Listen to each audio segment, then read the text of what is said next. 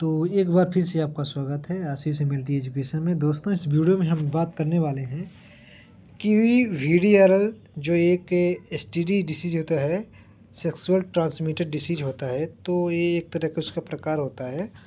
इसे सिफिलिस के नाम से जाना जाता है, सिफिलिस के नाम से भी जाना जाता है।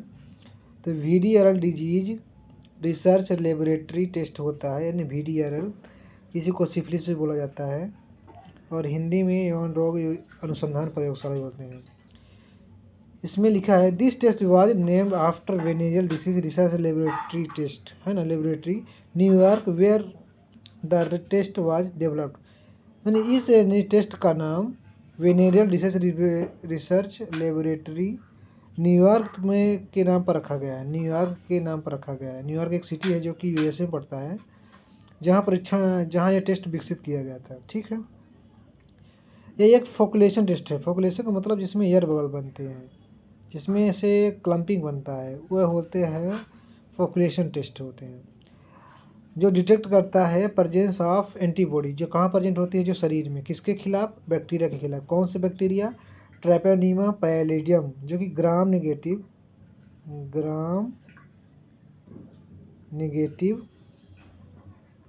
बैक्टीरिया होता है ना, ग्राम नेगेटिव बैक्टीरिया होता है। बैक्टीरिया आप सेल वॉल के अकॉर्डिंग पढ़े होंगे आपने, ग्राम पॉजिटिव ग्राम नेगेटिव,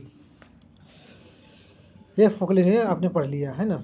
और जो इसमें एंटीबॉडी बनती है शरीर में, कार्डियोलिपिन बनती है, जो सिंथेटिक भी बनाया जाता है। और this test is perform is person show the sign and symptoms of sexual transmitted disease. ये टेस्ट तब किया जाता है जब कोई पर्सन सेक्सुअली ट्रांसमिटेड डिसीज से के संकेत यानी सिम्टम्स या तो लक्षण या दिखते हैं, है ना, साइन या सिम्टम्स दिखते हैं। इसके हम प्रिंसिपल की बात कर लेते हैं। तो सिफिलिस जब पेशेंट को सिफिलिस से वो सफ़र कर रहा होता है, यानी उसको जब हो जाता है तो उसके शरीर में एंटीबॉडी बनती है, जिसे कार्डियोलिपिन भी बोला जाता है। इसमें लिखा तो नहीं है, कार्डियोलिपिन आप याद रखिएगा, एंटी कार्डियोलिपिन बोलते हैं, जो कि सिंथेटिक रूप में बनाई जाती है यहाँ पर। और उसके सीरम, पेशेंट का सीरम और एंटीबॉडी का जब रिएक्शन कराया जाता है तो फोकुलेशन बनता है, जिसको माइक्रोस्कोप में देखा जाता है। ये इसका प्रिंसिपल बनता है। और इसमें स्पेसिमेन यानी क्या, इसका थोड़ा सा नमूना होता है ना, सीरम लिया जाता है, प्लेन ट्यूब में इसका कलेक्शन किया जाता है ना। और इसके रिक्वायरमेंट की बात कर लेते हैं। रिक्वायरमेंट में आवश्यकता क्या है? VDRL स्लाइड होती है, एक स्लाइड लेना है ये वाली, और रोटेटर एक होता है, ऐसे है ना, राउंड शेप का होता है, जिसमें रोटेट करवाते हैं, एक मशीन होती है। टेस्ट ट्यूब हो गई, और इसमें से इसे गलत लिखा है ये ना, टाइमर हो गया, और एंटीजन हो गया, सीरम हो गया, है ना, सीरम भी हो गया, और कैपलर स्टिक हो गया, कंट्रोल हो गया, है ना। और एजेंट इसमें कमर्शियली होते हैं, अवेलेबल होते हैं VDRL एंटीजन, बफर सेलाइन हो गया, और माइक्रोस्कोप हो गया, है ना, माइक्रोस्कोप है ना, आप लिखिए, इसमें लिखाई नहीं देगा। इसके हम प्रोसीजर की बात कर लेते हैं। आपने इसको बहुत जूम करके हम दिखा देते हैं, ये देखिएगा, ये होगा VDRL एंटीजन, है ना, 2 ठो आया है, और इसमें कंट्रोल पॉजिटिव नेगेटिव। तो जब पॉजिटिव हो जाता है ना, तो ये देखिएगा, ये पॉजिटिव हो गया, ये नेगेटिव हो गया, ये पॉजिटिव किसी पेशेंट का है ना। तो ये हो गया रिक्वायरमेंट। अब हम प्रोसीजर की बात कर लेते हैं। प्रोसीजर माने कैसे किया जाता है, प्रक्रिया क्या है।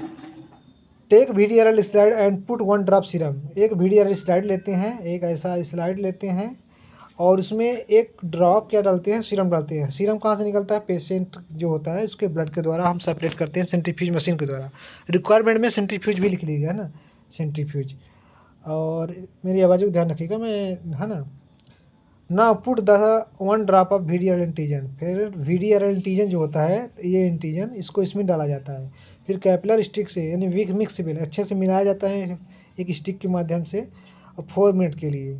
फिर examine the marker under microscope है, माइक्रोस्कोप में इसको एग्जामिन किया जाता है। अब माइक्रोस्कोप देखा जाता है तो वीकली रिएक्टिव होता है ये, है ना, ये नॉन रिएक्टिव होता है, इसमें किसी प्रकार का नहीं होता। और ये स्ट्रॉन्ग रिएक्टिव होता है, रिएक्टिव ना, वीकली रिएक्टिव, नॉन रिएक्टिव, है ना, इस तरह आप रिपोर्टिंग कर सकते हैं। तो इस वीडियो में इतना ही, मिलते हैं एक नए वीडियो में। तब तक के लिए हमारे चैनल को सब्सक्राइब करें, लाइक करें और शेयर करें, और हमें फेसबुक, इंस्टाग्राम, यूट्यूब और ट्विटर में फॉलो जरूर करें।